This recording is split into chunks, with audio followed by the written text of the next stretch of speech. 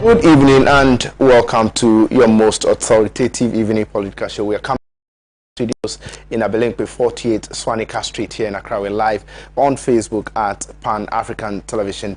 We're also live on YouTube at Pan-African Television, as well as 48 African countries. You can join in the conversation, sending in your views, comments and contributions on our WhatsApp text line displayed on the screen. We'll make a time and read all those out for you. You can as well leave your suggestions, questions and whatnot on our social media pages, Instagram and on Twitter at Pan-African Television. Those of you watching us on Facebook can share the Facebook Live for other people to also watch tonight's edition of the program. My name is Justice Appiah, and tonight on Hot News, we are looking at the controversies surrounding the approval and rejection of the 2022 budget statement presented in Parliament by the Finance Minister, Ken Ofori-Atta. We'll be looking at blow-to-blow account of what transpired in and where we have gotten to as a state. You know that the Finance Minister held a press conference and has warned about the implications of the rejection of the budget and all of that. Parliament, sat yesterday they did. Some members of Parliament from the minority side were asking the First Deputy Speaker of Parliament, Justice Appiah, to rescind his decision of approving. They will look at the way forward and see, they agree, they will vote and see if they can approve or reject the budget. But I don't know what the majority side is doing about it. But first, when the minority group in Parliament rejected the budget. We'll be right back. Now I proceed to put the question on the motion. The question is, those in favor of the approval of motion number 11 on the order paper, who says, and I read, that this Honorable House approves the budget statement and economic policy of the government for the year ending 31st December 2022. Those in favor should say aye.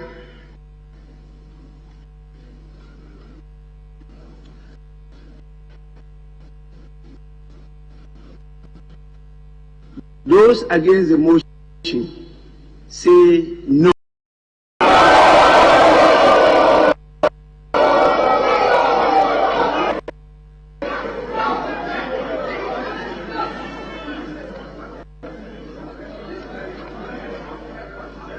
Honourable members, clearly the noes have it. Is accordingly lost.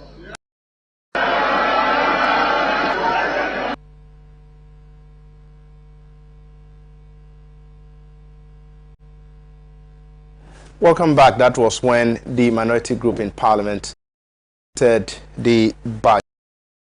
Later on, I think they rejected it on Friday. The following Monday, the majority group also came to Parliament to approve that after attempts to, reach a consensus failed. Let's watch what transpired. Any attempt to read and interpret the Constitution of Mr. Speaker to include the Deputy Speakers is a misreading and a misapplication of the Constitution.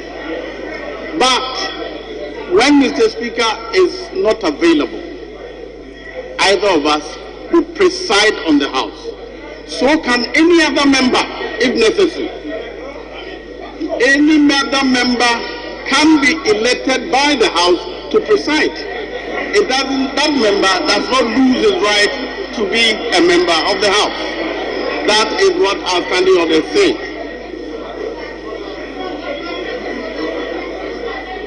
Honourable members, when it comes to the question of voting, it is very clear.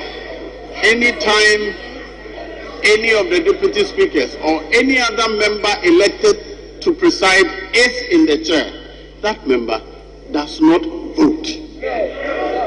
That has never been in dispute. Anytime a member is presiding, either a deputy speaker or a member who by necessity is elected from among members to preside, that person does not vote. When members argue that except otherwise provided in the Constitution, it is clear that it is provided for in Article 2912, where it is required that a decision be made by 2/3 of members. It doesn't mean that we should go to the quorum for. So, honorable members, let me put on record that I am a member of Parliament. I was counted with the motion and that was presented in this house. What are you doing? You don't rule. You have to take a decision. I did not vote. Tell me in the time of what is for the application. He cannot rule. He cannot rule on the motion. That is before the house. How can he rule on the motion? He cannot rule on the motion before the house. How can he rule? So as the time order. Honourable members, sitting is suspended for 1 hour. You are not a speaker. You are not a speaker.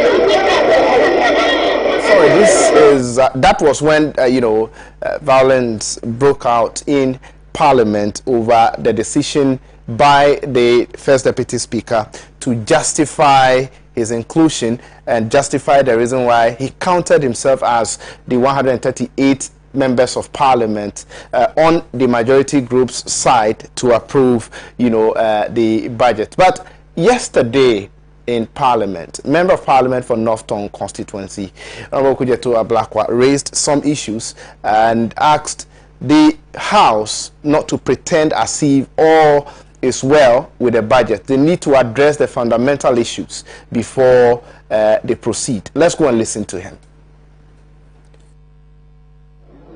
I'm wondering, I hope the Honorable Deputy Majority Leader is listening. I'm wondering if, Mr. Speaker, if it will not be in the interest of this House for us to defer approval of this business statement.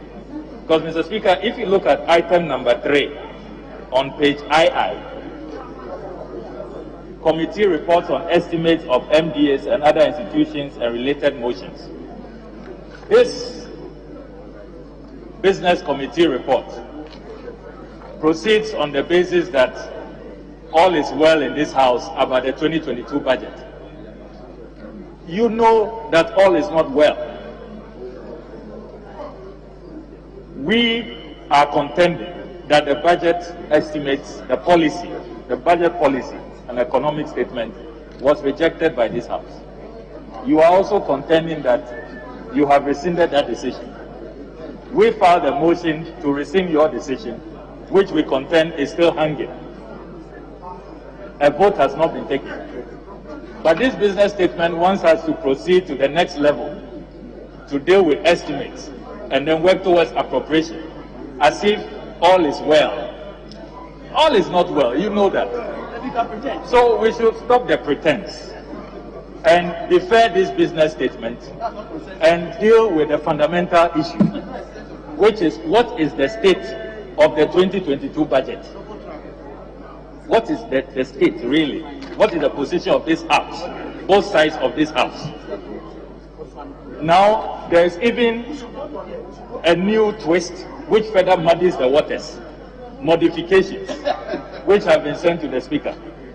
Modifications to what? An approved budget or a rejected budget? Is it a new budget? Have we reviewed the budget? I mean, what are the implications? So we are in very muddy waters. It's murky. is nyama basa. You know, we cannot be pretending that all is well, and so we are proceeding to be working on some estimates. Estimates on which one? Rejected budget, approved budget, or modified budget, review budget. And then I mean, supplemental to that, King James version, New Times version. You know, I mean, it's just bizarre, Mr. Speaker. We should just defer work. We know that some committee was set up, 10 from that side, 10 from this side, to negotiate and see how we can find the best path forward. So let's not put the cart before the horse. Let's see how that mediation committee works. So this business statement, Mr. Speaker, with due respect, if we can defer it, it should be put aside and let us as a house agree on exactly where we are on the 2022 budget. Then we know when we are going to be working on estimates. But this one is really putting the cart before the horse, and it's a waste of our time. For North Tongue constituency, Honorable Kujetua Blackwa. But after his statement, the minority leader, Honorable Haruna Idrisu, also made a statement on a letter of modification that was sent to Parliament by the Finance Minister Ken Ofori-Atta. And he questioned why the Finance Minister or probably any of his deputy ministers did not lay that letter of modification on the floor of Parliament, but rather the parliamentary clerks had to do so. Let's listen to him too. We'll be back. Before you direct that copies are made available to members, the table for the record must read the head notes. What is being laid? For the record, what is being laid? We need it. Then copies made available to us. Then probably the leaders can make comments to it. What is being laid? We need to know. You have only indicated where it is from. We need to know what is being laid. Thank you, Mr. Speaker.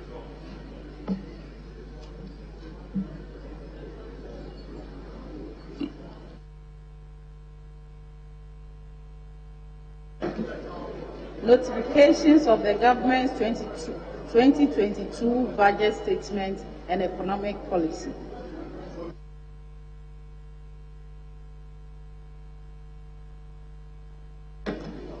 Modifications of the government's 2022 budget statement and economic policy.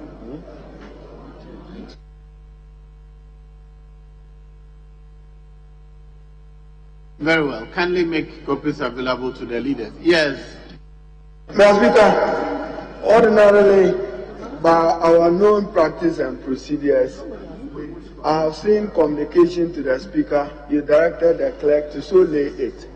But under normal circumstances, Mr. Speaker, we expected the Finance Minister or a Minister of State or any of the deputies to be doing this. What has changed? That the clerk must lay it. Is it because it's official communication to you as Speaker? Because what is appropriate is for the Minister of Finance to lay it. Then we know he is the sponsor of the modifications. For this has been our practice, Mr. Speaker. So when you say a clerk, is it that the Finance Minister is not available, or none of his deputies is available, or they don't want to own these modifications and concessions?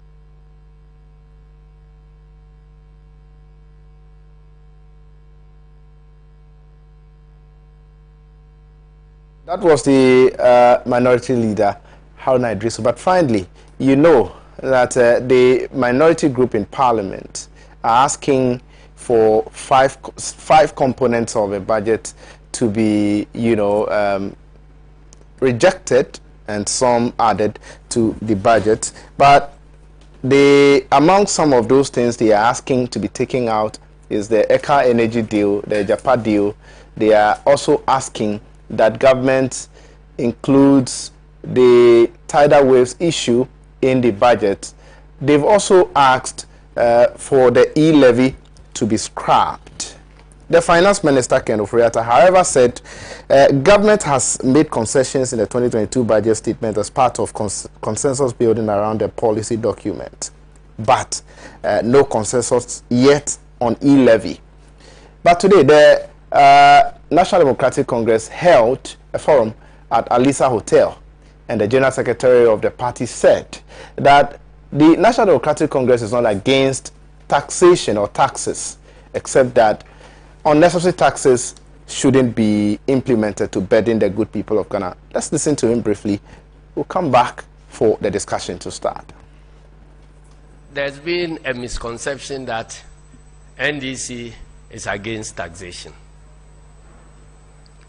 And the propaganda has gone on to even indicate that we are nation wreckers. If we are not supporting taxation, how else do we intend to develop this nation? I want to let everybody know that NDC is not against taxation. Indeed, our philosophy is based on taxation. We believe in redistributive justice, and taxation is a means of achieving redistribution of wealth in the country.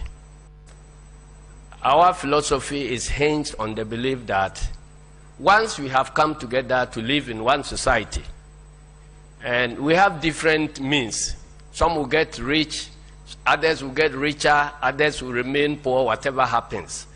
But if we want to live in a group to ensure that everybody can have the basic needs in life, we believe there must be taxation.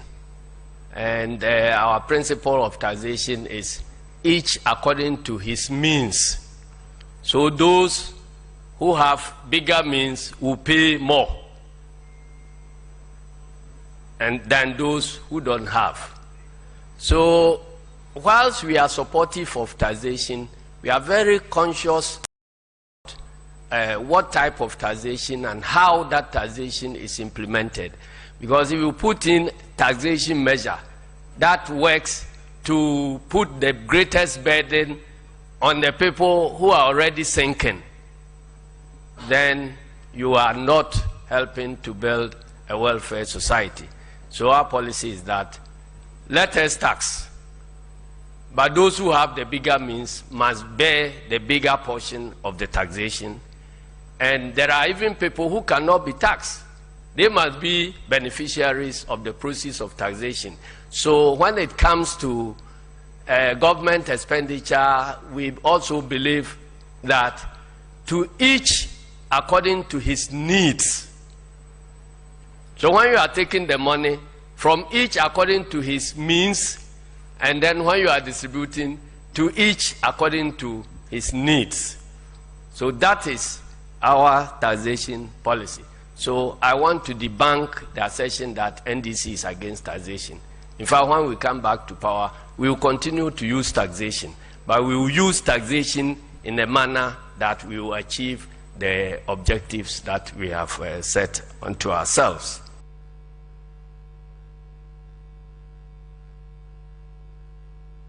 Welcome back. That was the General Secretary of the biggest opposition party in the country, the National Democratic Congress, Honorable Johnson Asiedu Nketia. I've been joined in the studio by Comrade Murtala Mohammed, Member of Parliament for Tamale Central Constituency. Honorable, good evening.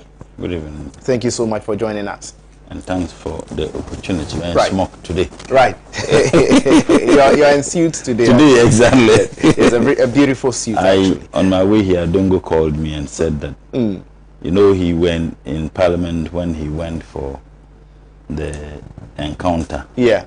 And then he called and said, oh, he heard I was in suit today. So I thought he was calling me to tell me something very important. Yeah. I said he wasn't there to take pictures. I said I'll send you pictures. You hardly do this anyway. No, I hardly do. Right. We are expecting Bernard Mona to be part of tonight's program, and specifically that was going to be on the demonstration today. I think their demonstration is in relation to the 1.75% tax, or levy that has been introduced by this government, as well as some other economic issues confronting the country. As and when he joins us, he'll be part of the discussion. But let me engage Member of Parliament for Tamale Central, Honorable Murtala Mohammed. Honorable, are you, if I say you, I'm talking about the minority and majority groups in Parliament serving the interest of Ghana in the first place, especially with regards to the approval and rejection of the budget. It looks as if you are toiling with the development of this country. That's what a lot of people are saying. A situation where you have the minority group in Parliament rejecting the budget and the majority coming back to approve it. You're toiling with the development of the state. True or false? Well, let me say good evening to you and good evening to your cherished viewers and my good friend Honorable Adongo. Right. Who did not call to tell me something meaningful except to tease me. And good evening to the good people of Tamale Central. I know that the Harmattan is setting in. Oh, yes. Yes, and this is the time. It comes with a mixed baggage. Some are scared of Harmattan, others to enjoy that as the best season. That's true. Those of us with dry skins, that's very really true. uncomfortable during Harmattan. And justice, every government has an obligation to govern. And governments in a democracy are given the responsibility to govern by the people through the ballot. It is very clear that this government is ruling us out of a default. As far as we are concerned, Mr. Nana-Addo never won the 2020 elections.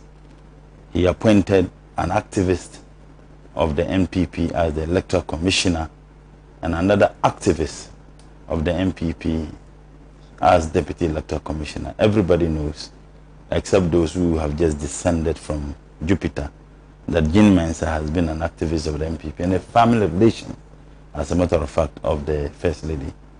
You remember when I said she and the First Lady, she and then the First Lady were a family. Kwekuba could start on Good Evening, Good Morning Ghana, and said that was not true. Shamelessly, he hasn't even found space in his heart to apologize to me for lying to the people of this country, because he knew that they were a family relation, yet he sat on Good Morning Ghana and said it wasn't true. It is also important for us to understand that, be it as it may, whether it is out of a default, whatever the case is, that was the design of Allah and He's ruling us today. Right. No, so in a democracy, the beginning of every fiscal year, some will describe it as financial year, it still means that every year, governments would have to submit a policy statement, and it is submitted by the Minister for Finance, right, on behalf of the President. Right. So every budget is the budget per our Constitution of the President, who happens to be the head of the executive arm of government. And a budget simply means a planned expenditure and expected revenue. They say planned expenditure because you can easily plan what you intend to do within that year, but you may not be able to plan well in the matter of the monies you use to execute that plan. Because you plan what you intend to do, that's why it's a planned expenditure and expected revenue. You expect some money to be able to meet those expenditures. Now, when the minister presents the policy statement, the minister is presenting it to the people of Ghana, but the minister cannot gather the over 30 million people in Ghana to present the policy statement to them. What he does is that he does that in Parliament, where the people representatives are. So what it means is that presenting it to the 275 members of Parliament, he was presenting it to Ghana. So as the representative of the people of Tamale Central, my responsibility is to communicate to the people of my constituency what the plans of the government are.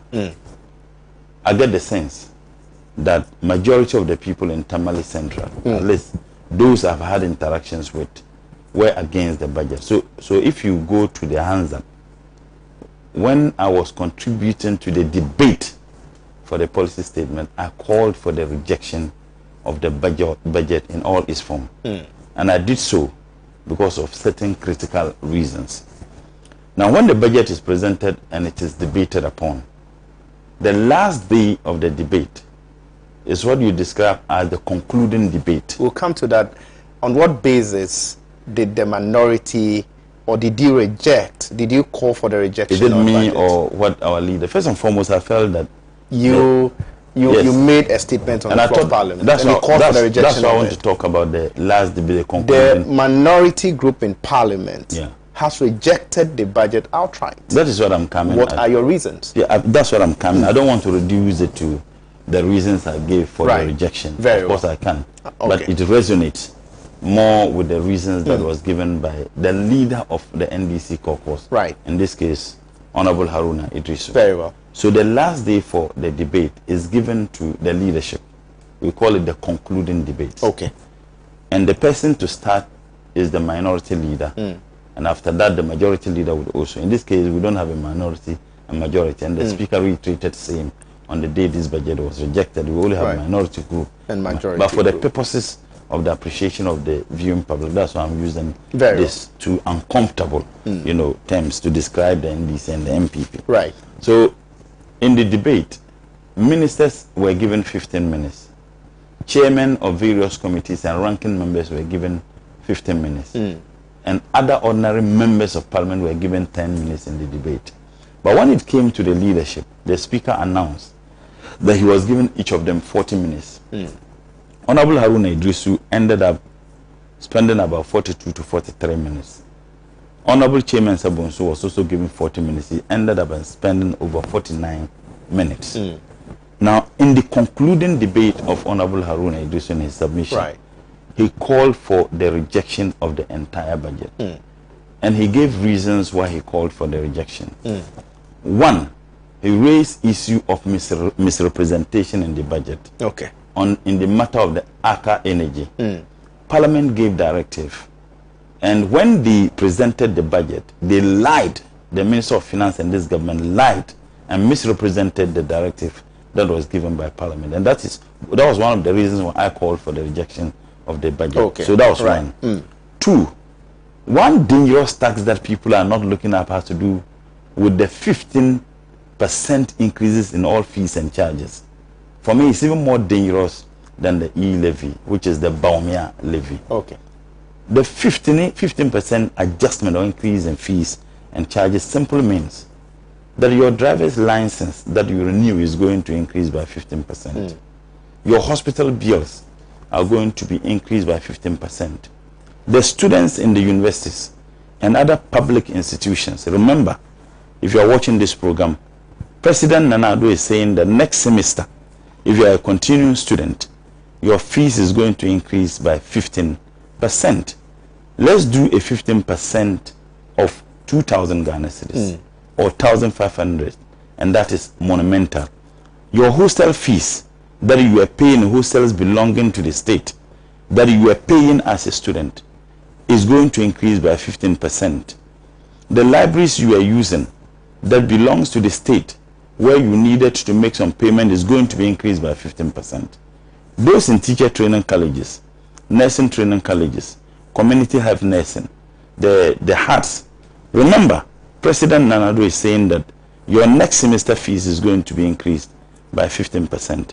And that is in the budget that we are rejecting. So that's one. Right. So those who are students in public institutions will agree with us that we should reject this budget because of this unreasonable and irrational, thing that was put in it. Another issue has to do with the Keita, the tidal waves. It is the responsibility of every government, a government whose comfort, security is ensured by our taxes, that when people suffer the kind of suffering that indeed engulf the people of Keita, government comes to their aid. This government never bothered to. As we sit today, President Nana Addo has not found a space in his heart to empathize and commensurate with the people of Keita. But he found space in his heart to empathize with the people of Sierra Leone. And not only empathizing with them, he took our money, $1 million, gave it to Mr. Vice President, Dr. Baumia. He traveled to Sierra Leone to give the money, $1 million. When we had the killing of the gentleman in America, which occasioned to the kneel down. George Floyd. The president found space to do that. And not only that, the Ministry of Tourism, Arts and Culture, they had a jamboree where the taxpayers' money was spent to honor the death of that gentleman. Again, in this country, when we had a cathedral that caught fire in France, the president found space to treat. You have your compatriots, the people of Keita, who suffered. People's properties were destroyed as a result of a natural disaster. As we sit today, the president hasn't found a little space to empathize and sympathize with them. Okay. Then you had the Minister for Works and Housing, who, when he was before the mics and promised that the Keita issue was going to find space in the 2021-2022 budget. So when we took the budget, as a matter of fact, Keita has not been mentioned in the budget. So the NDC call, and if my good friend Napo is listening, the NDC call for something to be done about Keita. It is not the fact that other communities haven't experienced same, but this was a promise made by the Minister of Works and Housing, and they refused to fulfill that. That was another issue. The other issue had to do with the nagging issue, if you like, has to do with the levy. 1.75%. 1.75%. So I talked about the Ika Energy, I talked about the Keita Sea Defense, I talked about the outrageous, 15% increase, and then I also talked about the e-levy. So the e-levy is also another issue. Government is taxing not things that produce money, but he's taxing our consumption. This president is saying that when we engage in any e-transaction, you would have to pay a tax of 1.75% on it. How can you tax something that is not generating money? And that those of you who live in the diaspora, whether in Europe or in America or in some parts of Africa, some of you work 24 hours a day. Some of you work 20 hours a day. Some of you work 16 hours a day. Some of you don't even sleep. Some will go abroad, they come home very lean. And you do all those things so that you can put food on the table of your old parents at home, so that you'll be able to pay the school fees for your brothers and sisters who have gained admission by dint of their hard work to enter into the tertiary institutions. This government haven't told you that those people will be paying 15%, that the fees they pay will increase by 15%. It's still saying that he's not down with you yet. That the little money that you have struggled to earn, send your parents the $50, 50 euros, that he is charging 1.7% tax on it. I mean, if this is not heartless, what else? And I'm saying that Momo, people engage in transactions. Momo is used by everybody. Haven't taxed those who are suffering and working. Nobody would want to live anywhere. Everybody would want to live in your home. If the economic conditions at home were good, I don't think that people will struggle to go abroad. Some go by road. Many people lost their lives, our compatriots, on the way because they could not sit home seeing their family struggling in abject poverty. They suffered.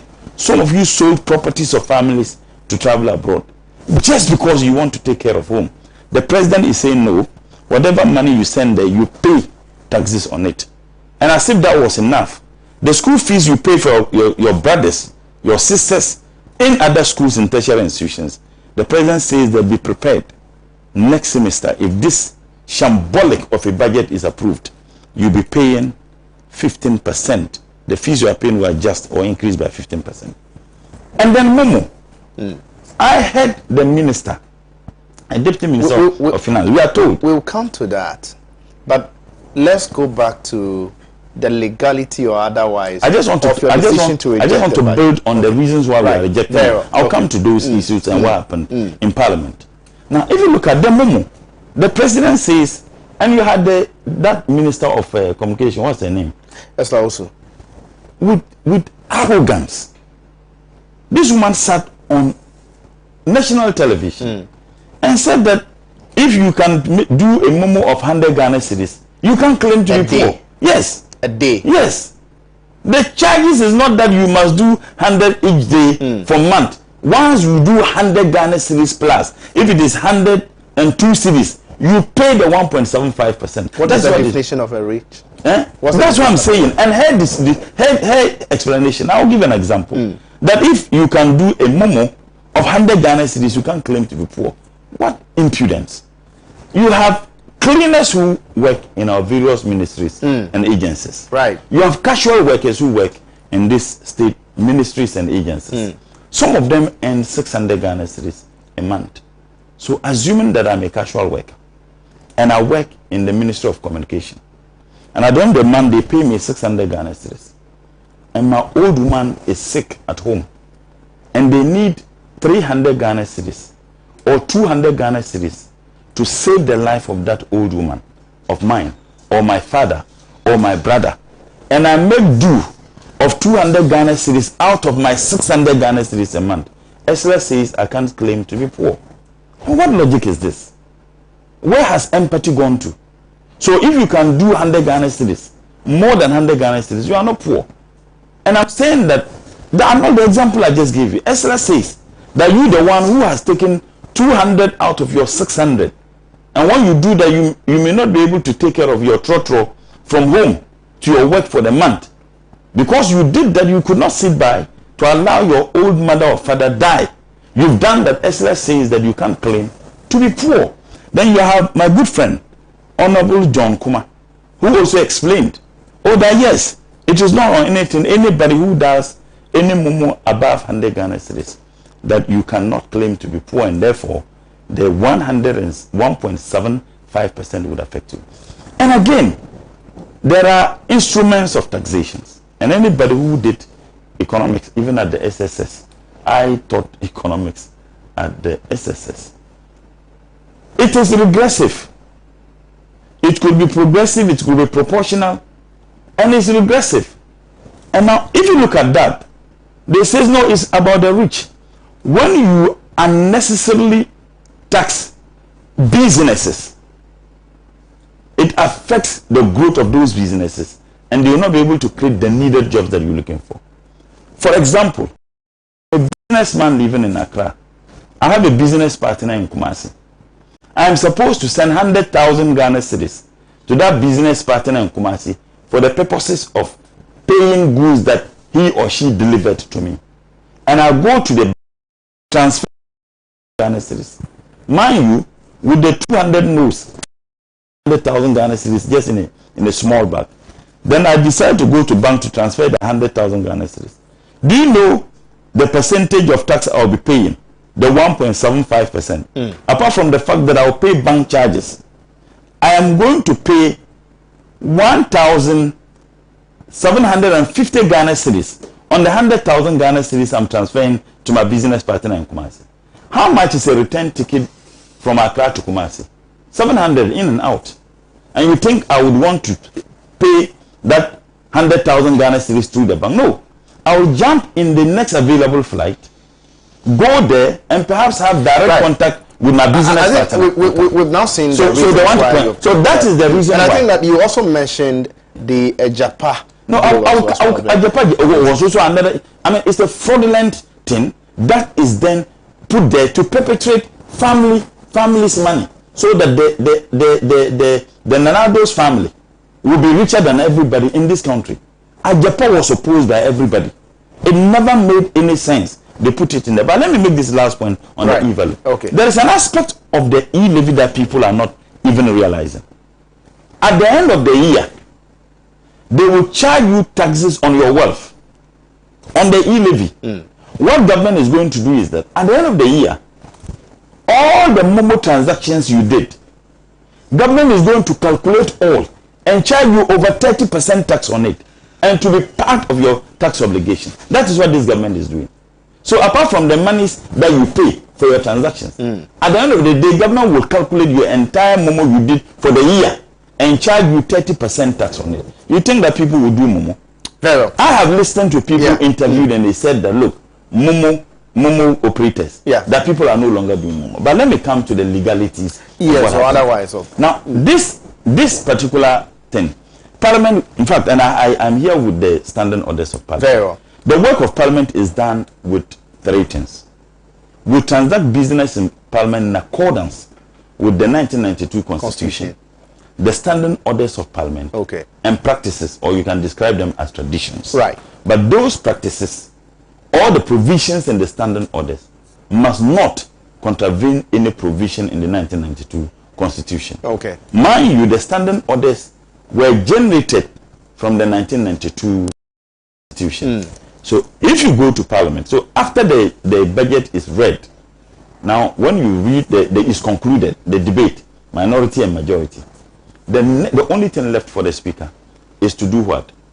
To call for a vote for either approval or rejection.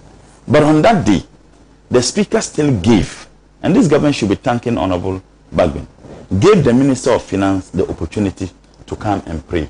Prayer means what?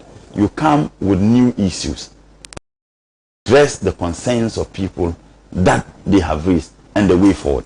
They went into conclave, and it was agreed that he was going to stand down a Japa fraudulent deal, stand down the e-levy, stand down the issue of the 15% increases and all those things, so that we'll go ahead and approve the budget minus those nagging issues.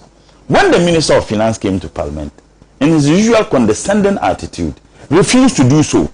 He only said that he was praying to engage us, so we should go ahead and approve the budget. A budget we have problems with. If you go ahead and approve it subsequently and then we'll have an engagement, what will be the effect of it?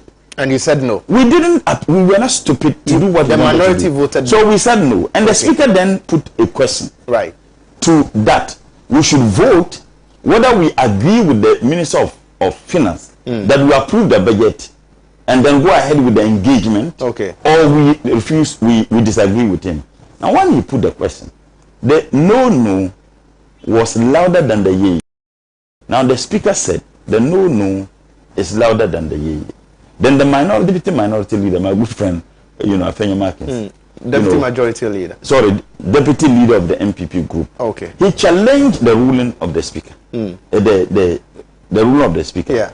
Now, when you challenge the ruling of the Speaker in a vote, you have 2 options. The first option is to call for division or head count. Division simply means that the Speaker will retake the voice question. The Speaker will re-put the question for the voice what? Vote. Yes. That's what division simply means. But in so doing, per the practice of Parliament, which regulates our conduct, the Speaker would have to ensure that anybody who is sitting at the plenary, who is not supposed to be there, must get out, so that we have unfettered response to the question of the Speaker. But the bone of contention is you didn't have the numbers to pass. To reject. No, I'm saying that we had. I'll come to that. And I think that is what Ghanaians are very much interested. No, but it's important. Did you have the numbers? We had. According to Article 104. We had. We're supposed to.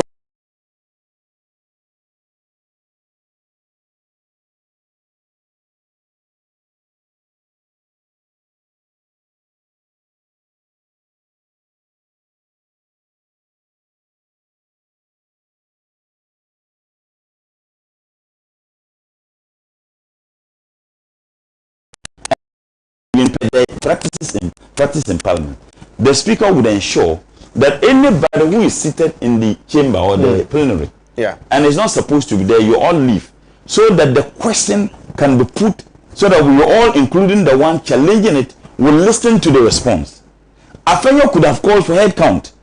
I don't want division, just count us. The number of people who said no, so that you all stand up, the clerk will count you, and those who say yeah, they will do that. He called for what? For division, for the question to be retaken. Now, when the Speaker was going to do that, per practice, he then said that we had 3 ministers who were seated in the chamber. The Minister for Foreign Affairs was there, the Minister for Finance was there, and the Minister for Transport, who another minister who were not members of Parliament. So, Mr. Speaker asked them to leave 2 times. And they refused and they were seated. Speaker then asked the marshals to get them out. Right. Let's get something very clear. In Parliament, the ceremonial head of Parliament is the Speaker, not the President.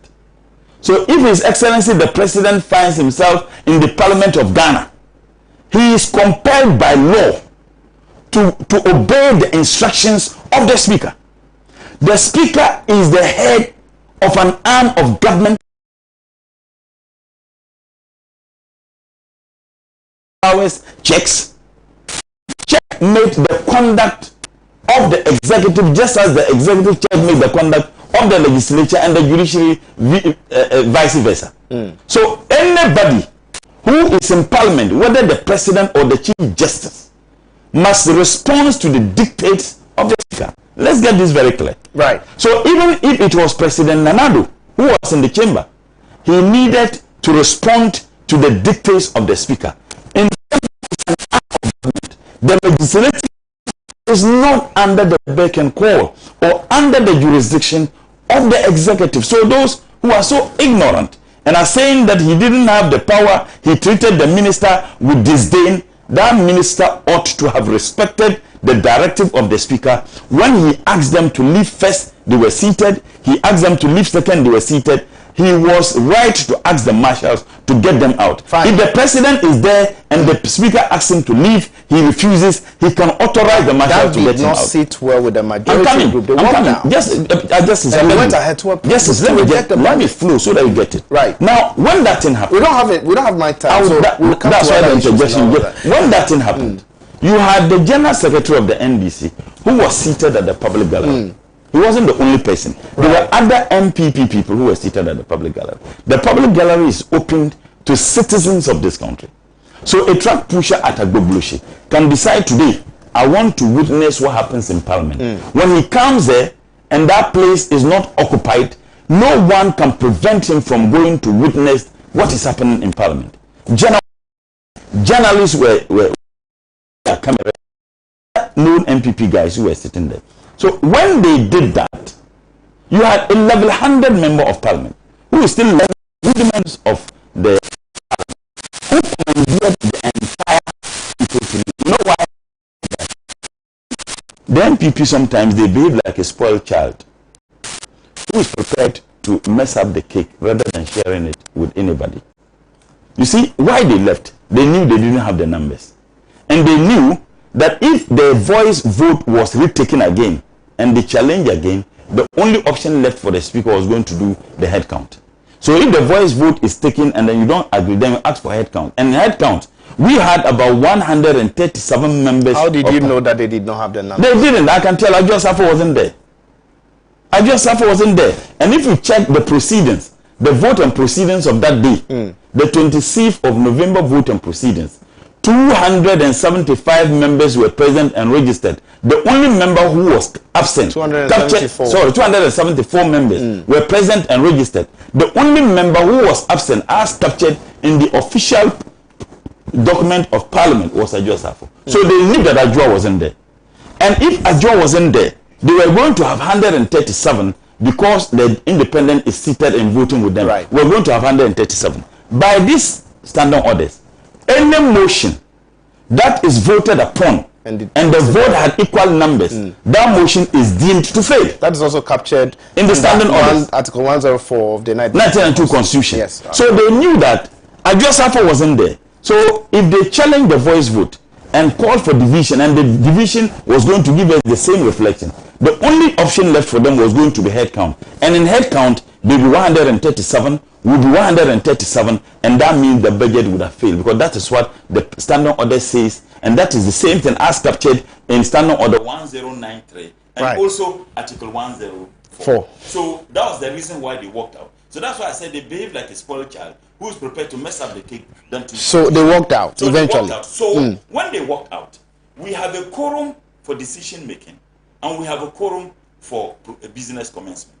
The quorum for business commencement as captured in standing order 1091 and also in article 102 of the 1992 Constitution is that when you have 1/3 excluding the person chair.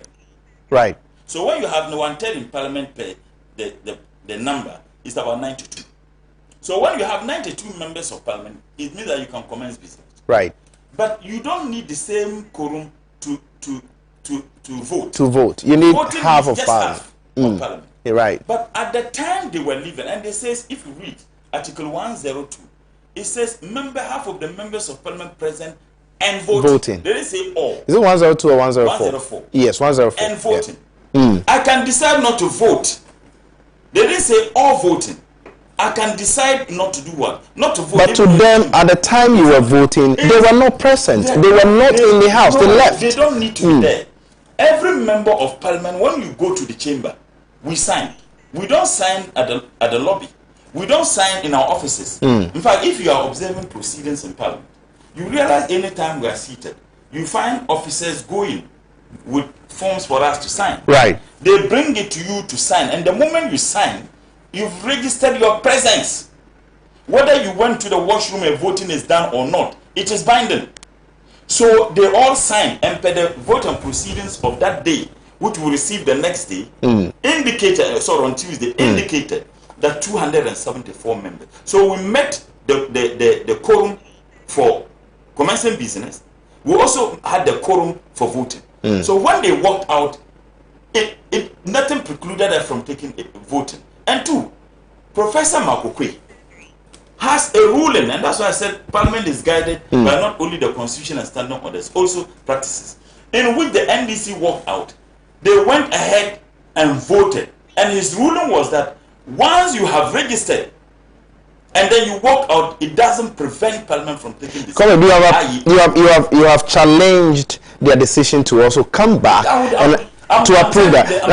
But they have also quoted, I think something that happened in Parliament under Honorable Dwaja and all of that. You see the difference. The difference. You see, and that's another disingenuous way of deceiving the public of this country.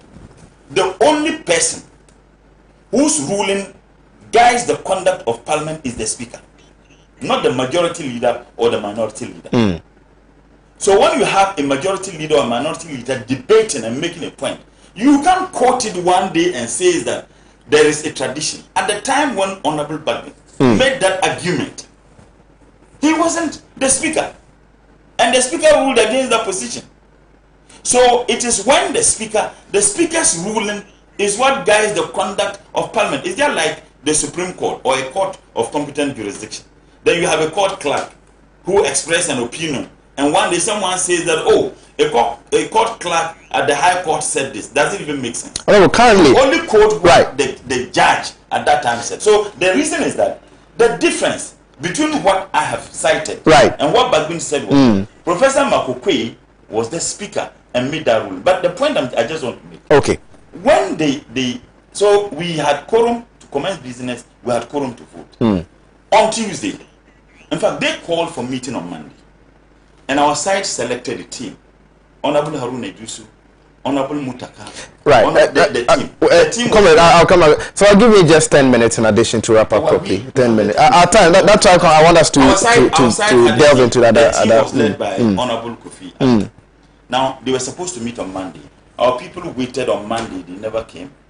When they asked, they said they were at the Citadel for corruption. So our people were waiting from 2 o'clock up to 6 o'clock. They called and said they should shift the meeting to 8:30. And our team said, no, we've been waiting here from 2 o'clock. So they left on Tuesday. We went into caucus. They also went into caucus. They met. And then they agreed to stand down ABCD. And also said that they could only move from 1.75 to 1.5. Our team then came to us to report, and they also went to meet their team after to report to us what they said. I contributed. My position was that we should not accept E-levy in any form or shape. And many of my colleagues supported that. I think that point was well made. I think that the team then decided to go and meet them to communicate to the position. Ghanaians are very much interested in a very important issue. Ghanaians would want to know the state of the budget as it stands now, whether it has been rejected or still approved. Our team went back to communicate to them. This is the position of when they said that even the 1.75 we are not coming down. So discussion. So currently, what's the state of the budget? On Tuesday, they went in there and did the charade. Joe Seusu. They knew that, and we had two options. either to go there, and the only option was that we're going to fight, because they intended we were going to do that. So let us not go to the chamber. And if you don't go to the chamber, we will not afford them the opportunity to form a quorum to take decision. So they had only 137. Jose Owusu went in there as a speaker, not as MP for Bekwai, because he went in with a procession.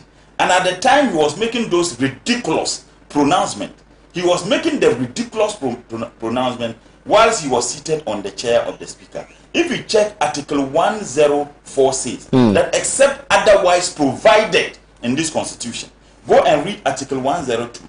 Article 102 says that when the deputy speaker is sitting for the speaker, he loses his right to vote. Come and look at Standing Order 1092. That the moment the deputy speaker is sitting for the speaker, he loses his original right to vote. Not only that, he is also denied the right to participate in a debate. Now, if he says that, then if you do that, you are denying. But he hasn't lost his right to be a member of Parliament. He's representing some group of people. At the time he was entering there, he was not entering into the chamber as MP for Bekwai. He was entering into the chamber as the speaker, and that's why he went through procession. If the speaker is not on the seat, business cannot commence. So for him to say that he's still the member of Bekwai, he should also tell the people of this country. At the time he was sitting there, only he had the right to determine who speaks, who doesn't speak. Why is it that that right is not given to every member of Parliament? So there has been contention. The bone of contention here is they did a charade of recension, and they did a charade of approval. As far as we are concerned, the budget for 2021 was rejected. Now, Honorable Haruna Idrisu, the video you played on Wednesday, moved a motion to rescind the decision they took. Right. Now, when he said that per Standing Order 52 or 51, the Honorable Haruna should have pre-informed him. Now, when he said he should have given prior information, what he needed to do was not to allow the motion to move. But he allowed the motion to move. So Honorable Haruna in his submission said, I so moved. That's how he concluded. Honorable Ayerga seconded the motion and said, I seconded. His speaker then called the MPP to contribute. NDC contribute. About 3 or 6 people contributed. Now, the moment the motion is moved, seconded and debated upon, it is now out of the power of the speaker. It is now the property of the House to take decision. And you, the speaker, you have no option than to put the question. The reason why he refused to put the question, because at the time when the motion was moved, seconded and debated upon, Honorable Matthew Opoku Prempeh was not in the House. Honorable the MP, the regional minister for Greater Accra, Honorable Henry Kotti was not in the House. The minister for Education was not in the House. And that today proceedings, when Honorable Okujeto rose to talk about the vote and proceeding, they indicated that 275 members were present. And Honorable Okujeto said, look, the minister for Energy was not there. The Greater Accra Regional Minister was not there. He didn't argue. I also rose and I said, the Minister for Education was also not there. And they never argued. Because these 3 ministers were not there. Okay. So then Jose also knew that if he put the question and we voted a voice vote and he says anything, would challenge and call for head counts, that they were going to be -4, including himself. And we had our 137 members. So what he did on that day was an affront to the standing orders of Parliament and disrespect. The only reason he refused to move the motion to ask the question was because he knew if he asked the question, we're going to rescind that joke of approval they had on the 30th of November. But you see, today something dramatic happened. What happened? Honorable Haruna Idrisu moved a motion. In fact, it was yesterday, calling to question his conduct. And by the next, it's supposed to be 48 hours.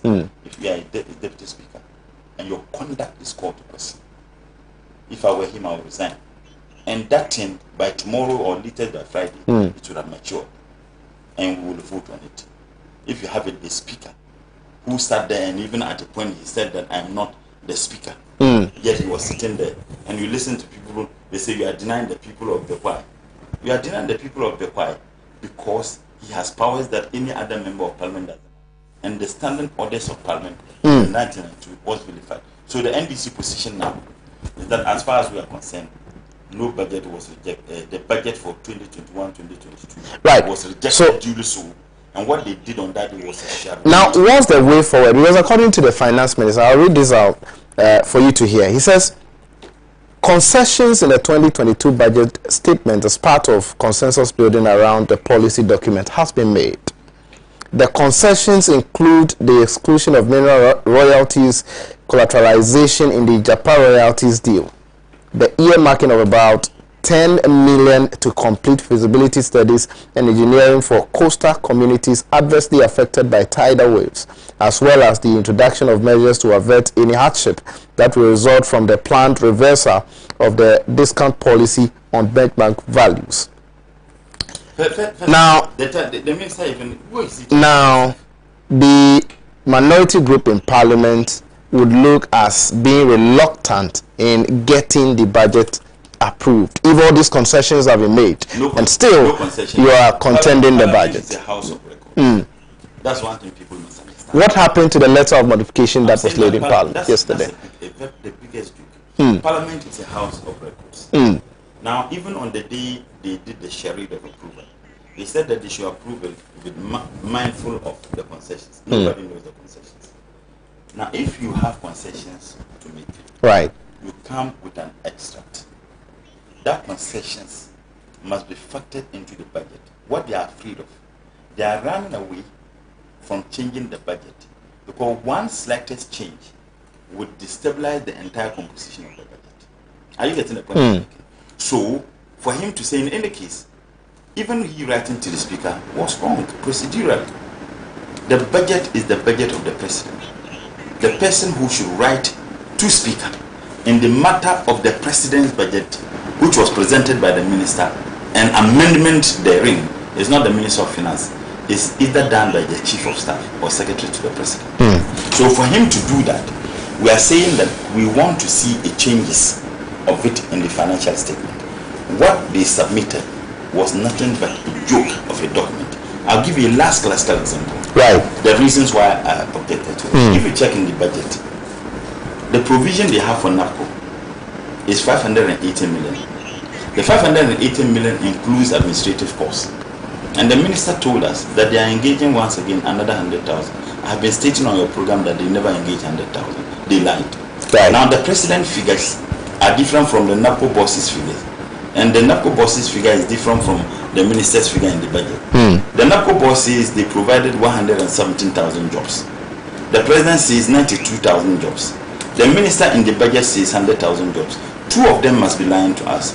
They must go among them and choose the two who are lying to the people of this country.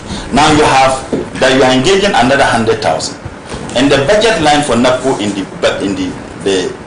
budget is 580 million, including administrative costs. Administrative costs alone will not take less than 100 million for the entire year. If you look at the regional offices, the district offices that they have, okay, the fueling and everything. Now multiply 700 by 100,000 again. It will give you 70 million a month. Multiply that by 12. It will give you 840 million. You know what they are explaining to us? Oh no, it will be taken care of in the mid-year budget. We've heard this before. When they submitted NAPCO budget in 2008 and said mid-year budget, it will be taken care of. Mid-year budget, NAPCO was not mentioned. So these are some of the falsehood. But one thing that is striking in this budget, President Mahama handed over an unemployment rate of 6.8% for this government. They said President Mahama, Dr. Bawumia said President Mahama was so useless, he was so incompetent that unemployment rate was 6.8% in this country in 2018. 2016.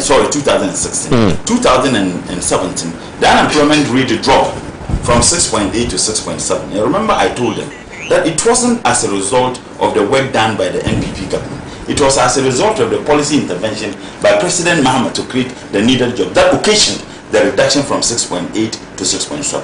You know what happened? Every single year after that, the unemployment rate is increasing. Right. Take this budget.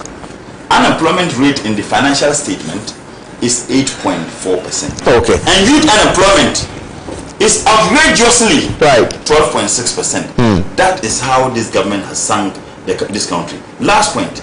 We had President Aliyu Mahama, Vice President Aliyu Mahama, blessed memory. May Allah, have mercy for him. Vice President Ali Mama was not an economist. But Vice President Ali Mama was not an economist. Right. But he was the chairman of the economic management team. The economy of this country never grew less than 1%. President Mahama, indeed, is not an economist. He's a communicator, historian. He was the chairman of the economic management team. And the economy never grew less than 1%. As a matter of fact, he enjoyed the highest economic growth ever, at least under the Fourth Republic. Okay? Now, the only economist, right, the most outstanding economist in this world, okay, we have to the most intelligent economist is Dr. Baumia. He grew the economy 0.4%. 0.4%. This such a person wants to lead this country. Now, finally, before we go, this is my last question to you, and we need to, be snappy on this. The finance minister has indicated the implications of rejecting the budget, which means that public sector workers would not have to be paid. That is not even true. The government is likely to crash, of course, because government will not get money to be able to, engage and, of course, embark its activities and all of that. For the year 2022. Is that what the minority wants? Yes, there is a proverb in the land that you can't sleep with an itching anus and do not expect to wake up with smelling fingers. The smelling fingers with which this country is no person. You see, when we are in extreme realities, we need extreme resolutions. Right. They are attempting to play to the emotions of the people of this country. That is not even true. Right. As a matter of fact, they can come. There are provisions in the Constitution and in the standing orders of Parliament, right, where the minister can come for us to approve some monies for salaries of workers to be paid. Okay. You see, they are threatening the people of this country, using this fraudulent budget that they presented, so that we say, hey, then you won't pay workers, you won't pay this. The reason why they don't want us to do this, if you take that the E-level, right, monitoring, the company that is going to do the monitoring is owned by the family of this government. Right. 240 million Ghana cedis every year. That is what will be paid to the Furiates. That is what they have put in this budget. Right. And that is precisely what our time is up. They want to frighten people and intimidate people. So they will say, let's go ahead. Someone is holding a knife by you, and another one is holding a petrol and matches. And someone is also holding a G3 waiting for you. And someone says, oh, the knife, when he took you, it will take a longer time for you to die. Just go for him to pour the petrol and then burn you. That is precisely what they are doing. Okay. We must resist this. And that is why I feel so bad that Mona is not here. I absolutely agree with the demonstration. Okay. I absolutely agree with every single right. And mind you, this is not the NDC's position. Doctor, we have to go. We have to go. Our time is up. Of the MPP. Right. He is against it. He says it's regressive. Jampo, Imani, Professor Jampo, Imani. Thank you, comrade. Thank you so much, comrade, for coming. I'm so grateful for your time. But the time is not much. Unfortunately for us, one of the members of Parliament on the majority side has said that if we cannot pay the 1.75% levy, don't use mobile money.